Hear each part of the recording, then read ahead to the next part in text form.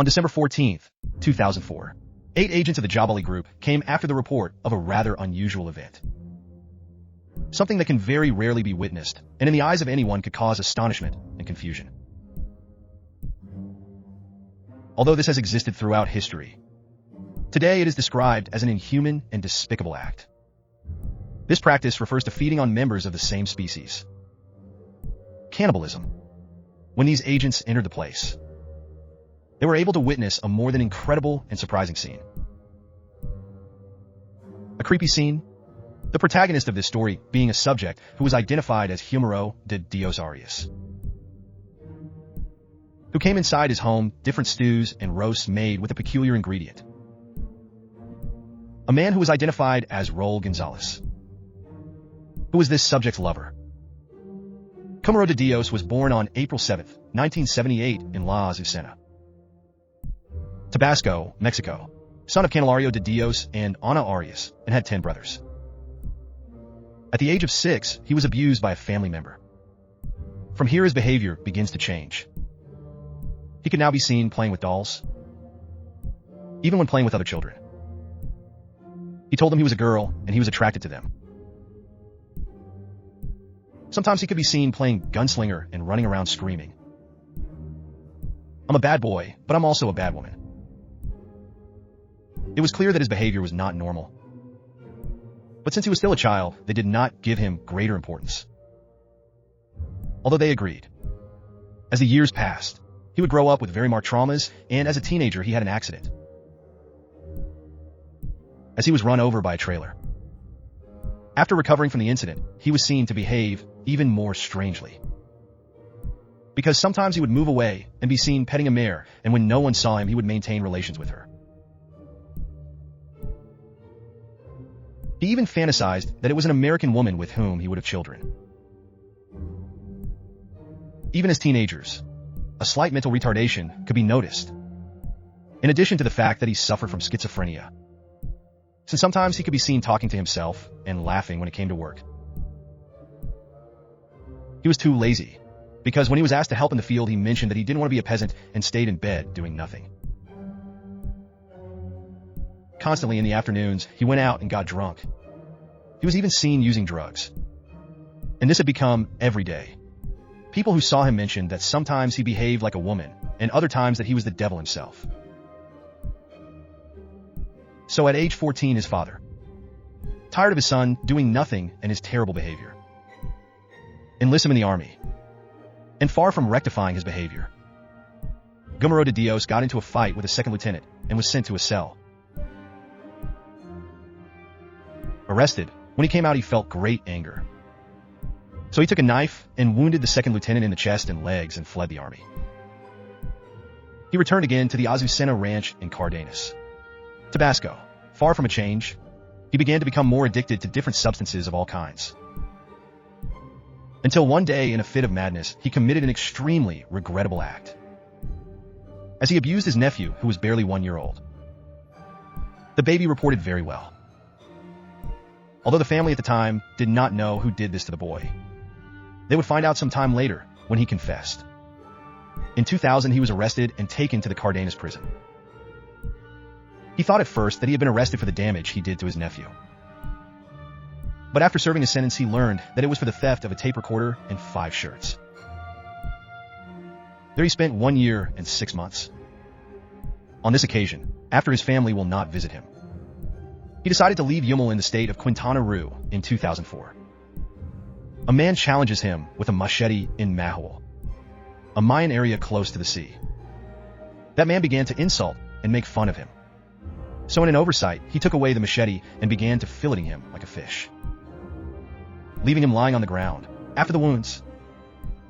He mentions that that night, after fleeing, the spirit of this man appeared to him and continues to torment him until his last days. After this, he went to a region called El Petén. It is located between Mexico and Belize, where he was wandering until he found a construction where he lived for some time. There he meets an old man he refers to as El Sabio, an old Mayan to whom he makes a promise to murder 3 people. In that same town, he meets a 19-year-old young man named Raul Gonzalez. alias el pelono del guacho, who had a distinctive tattoo with a man, of a woman who had also been a deserter from the army of the 31st Infantry Battalion, or steal a weapon. They soon became good friends, since both had problems with drinking and drugs, going from being good friends to becoming lovers, thus moving to an abandoned palapa located 100 m from kilometer 216 of the Chetumal Playa del Carmen highway.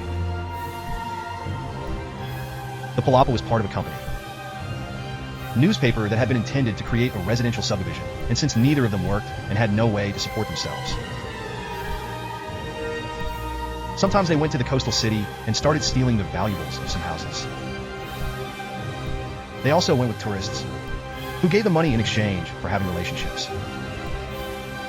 So on December 12th, 2004, he writes the horror story of Gumaro de Dios. That day they were doing the usual thing, consuming illicit substances and alcohol. He reached a point where the drink ran out, and since he had no money, he remembered that role. His lover owed him 500 pesos, so he asked him for them to go buy more alcohol. He mentioned that he didn't have money to pay him.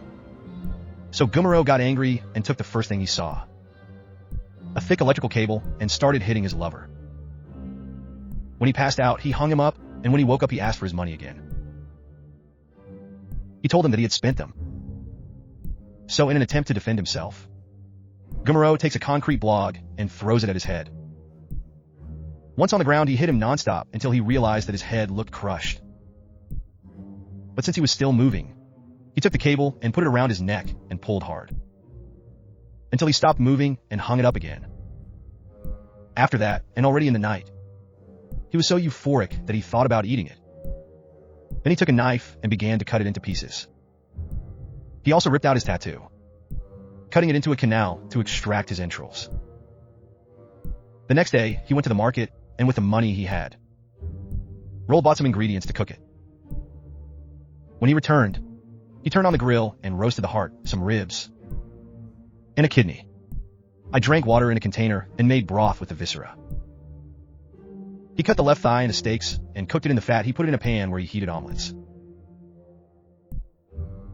The next day, he took the other leg and cooked it. Likewise, he also tried strips of raw meat, as well as 4 ribs. He fed on his meat all weekend. After that, the place was filled with flies, and how disgusted he was to see them. He no longer ate the remaining ribs. It was then that a young man known as La Parco approached the palapa and was received by Gumaro. He immediately offered him a piece of meat. The young man accepted until he realized that the appearance of the meat was strange. Then he looked inside and saw the remains of a body everywhere. So he left there horrified. The rumor quickly spread of what he had done, and soon the neighbors approached to verify it. The young man's testimony is then where they see Gumaro in daylight manipulating the limbs. But no one knew what to do until a taxi driver gave notice to the municipal police and the judicial police of the events. It was 7:40 a.m. on Tuesday, December 14th, 2004. 8 agents of the Jabali group went to the place where the events had been reported. When they arrived, they were surprised and terrified. Something so unusual, since they found him sleeping next to the remains of the corpse, lying on a hammock, hugging the rotting torso, without head or limbs. They also found some of the ingredients used to cook the meat: a cooler with beers, remains of inhalants, and a toothbrush full of blood and pieces of raw meat. One of the agents asked him to get up quickly. They handcuffed him, they mention, although he looked like an animal, like a primitive man. He immediately grabbed the news and newspaper headlines across the country. In an interview, he said, "It occurred to me to remove everything from inside him. The heart, the bow, the ribs. It was delicious, it tasted like lamb. That's why I ate the kidney.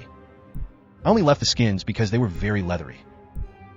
After his arrest, he accepted the charges against him and showed no remorse for his conduct, even stating that he did not regret anything and that he had always been concerned about tasting human flesh. he was transferred to the Playa del Carmen prison, where the other prisoners refused to share a cell with him.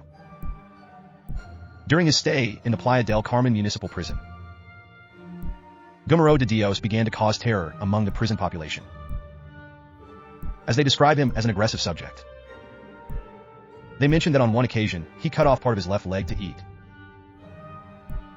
as he claimed that he missed the taste of human flesh after that.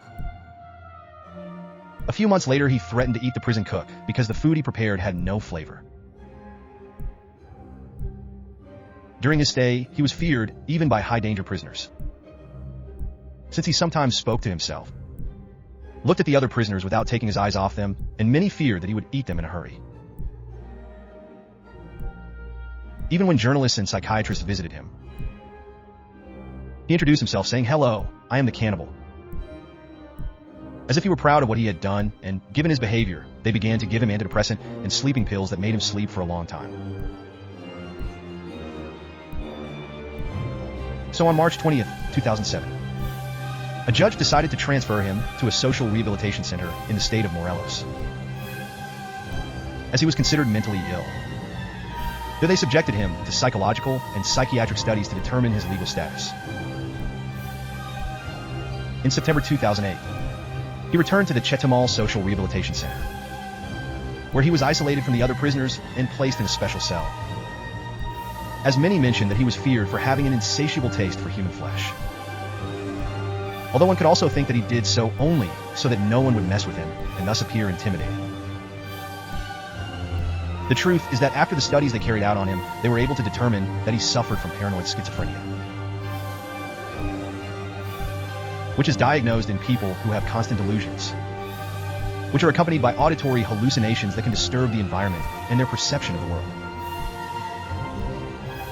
He mentioned that he was still looking for his third victim, and apparently, he had already found her. He was a prisoner who, according to his words, just by seeing her, his blood was boiling. He added that if he kept his promise, the wise man would give him what he had promised. Once this was done, he would live up to 150 more years. Among other things he mentioned, he said killing is like taking the life of a chicken. Then he mentioned that by eating his lover, he acquired all his power. That is, the abilities of that subject would be part of him. And since Roll, his partner, was good as a bricklayer, now he would be much better. With the studies they carried out on him, they were able to realize that he suffered from acquired immune deficiency syndrome, or AIDS, and only 4 years after this. On Tuesday, September 11th, 2012, he died at the General Hospital of Cannibal, Quintana Roo, at the age of 34. He was buried in the Azucena Ranch in the municipality of Cardenas, Tabasco. His case inspired the song Cannibal, performed by Cuenca and Lupe Esparza, which served as the theme of the Argentine film The Cannibal's Daughter, in addition to a book, La Palapa, where Gumaro de Dios murdered and devoured a man, was once again a lot marketing office for another residential housing project. A rather surprising case that makes our imagination and our thinking fly by not being able to decipher the thoughts of the mind. What things remain in the depths of a human being?